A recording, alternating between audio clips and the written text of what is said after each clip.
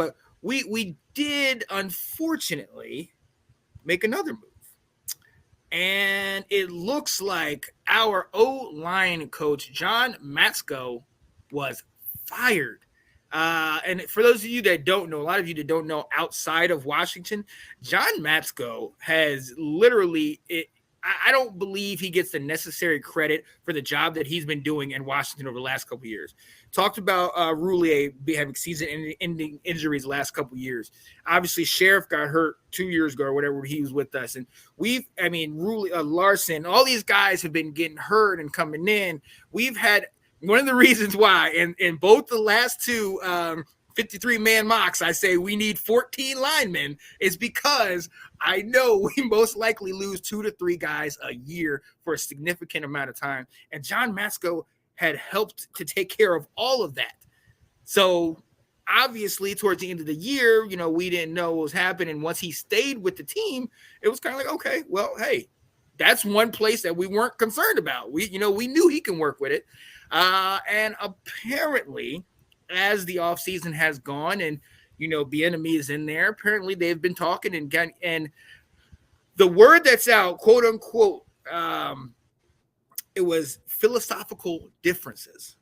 As we know, Matsko and what we've been running, a lot of running offense, a lot of grinded out type stuff.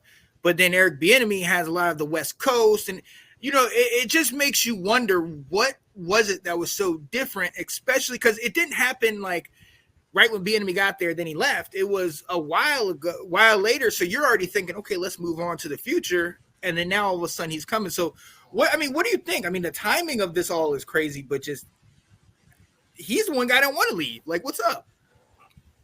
Yeah, I didn't think he was going to stay, but I can't stand the timing of it. You said it. Matsko, Bieniemy's bringing in a West Coast style. Matsko has never coached that. Matsko has also only been Ron's offensive line coach from Carolina and here. This is the only guy he's ever had. So it shows a little bit. It signals that Ron has turned over the keys of the offense to Eric Bieniemy. And I also kind of anticipated. Matsko is 71 years old. How many more years is this guy going to coach? And so I kind of figured, Bieniemy's brought in a new quarterbacks coach, wide receivers coach, and you kind of had an idea that he was going to do something with the offensive line. But the timing, I think, is terrible because he's been there a month. We've now gone through the combine. Senior Bowl probably – I don't think Senior Bowl had already happened, but we've gone through the combine. They were talking about offensive linemen at this, on free agent targets. So if Bieniemy was the one leading who I want to sign, there's no reason to be having this offensive line coach that wasn't going to mesh with who you wanted to sign and how you wanted to run the offense. So I don't understand the timing why this took so long. And I wish they would have done it sooner.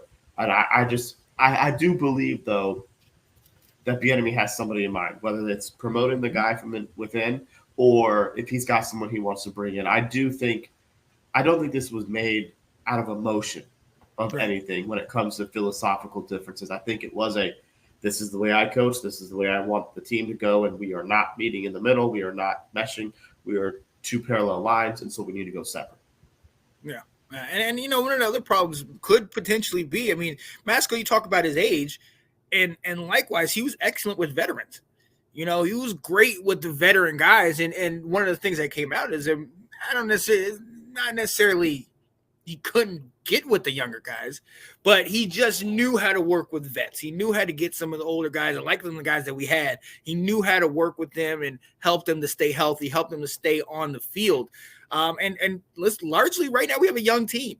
We got, a couple guys here and there that have played a couple more years, but for the most part, you got a young quarterback, 2 young running backs, young pieces on the line, the wide receivers. Like, we have a young team. So that could have been something that really kind of played into this part.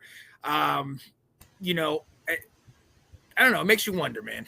Well, you said it, though, at the very beginning. He's one of the better offensive line coaches that people don't know about. And I think everyone in Washington understands that you can't put the struggles of the offensive line last year on him. No one is blaming him for those struggles. They're blaming Ron and the Martys for assembling a poor offensive line. Because like you said, he really has had to patch things together for 3 years now where we've had some injuries. And that 2020 season and even through 2021, he did a remarkable job with it. And then last year, it's just we did not have the pieces. We did not have the horses needed in the race. Oh, yeah. Absolutely. So you alluded to it earlier. Some of the guys that were kind of on the list as potential replacements. Obviously, there's Travell Burton, our assistant line coach. I know a lot of people have been talking Juan Castillo, tight end coach, and he coached O-line under Andy Reid when he was at Philly. This is a huge move. We had to sit here and do it. You talk about the timing and how it was after the combine, after a lot of key moments. We need, and everything else we've done, it's been early, getting it done quick. This should have been done. You know what I mean? So it really kind of makes you wonder who we're going to bring in, because we have a new offensive coordinator, as we've seen, a new quarterbacks coach, Bobby Ingram, new wide receivers coach. You know what I mean? And now we're going to need a new offensive line coach. Those things have to mesh. Yeah. You know what I mean? I loved what you said about, Coach Rivera. He's given up the reins. It makes you wonder why it took you so long. But, it's kind of like, these guys all have to mesh. So it makes you think, who are they bringing in? Who do you think they're bringing in? Right. Yeah, and I have no idea which route they're going. I'm actually hoping it's someone we don't know. I love Travell Wharton. He actually played here in South Carolina, and he was there down at the Senior Bowl, and there's a lot of praise for him, but he's also pretty young.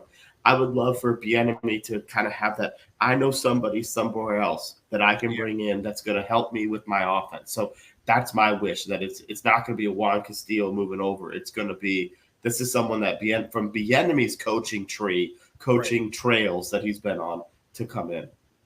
Yeah, well, absolutely. And we'll address this a little bit ago. Anton said, do you think it's because our own line is not being functional till the middle of the year, the last 2 years?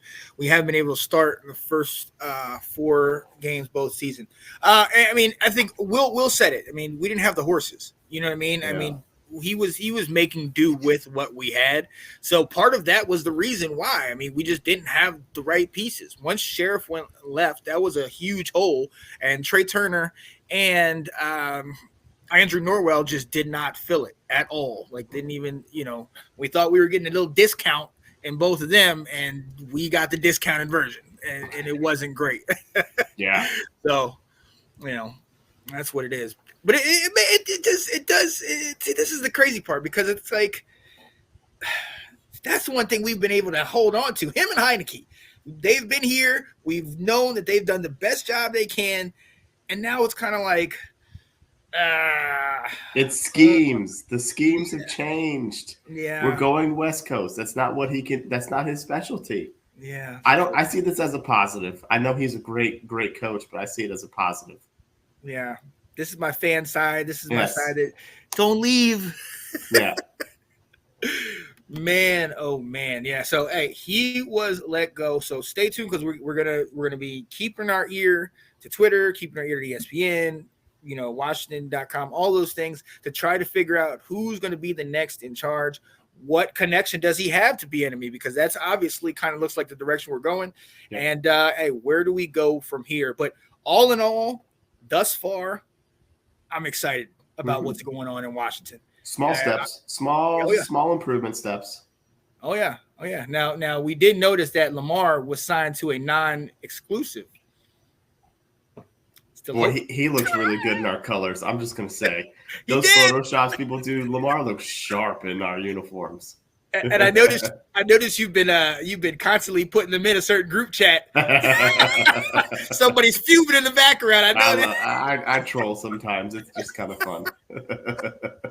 Oh, man. Yeah. Thanks for watching. If you like that clip, be sure to check out the other great content from the Let's Talk Football community. And as always, please like, subscribe, and hit that notification bell so you'll be notified when more great content like this becomes available.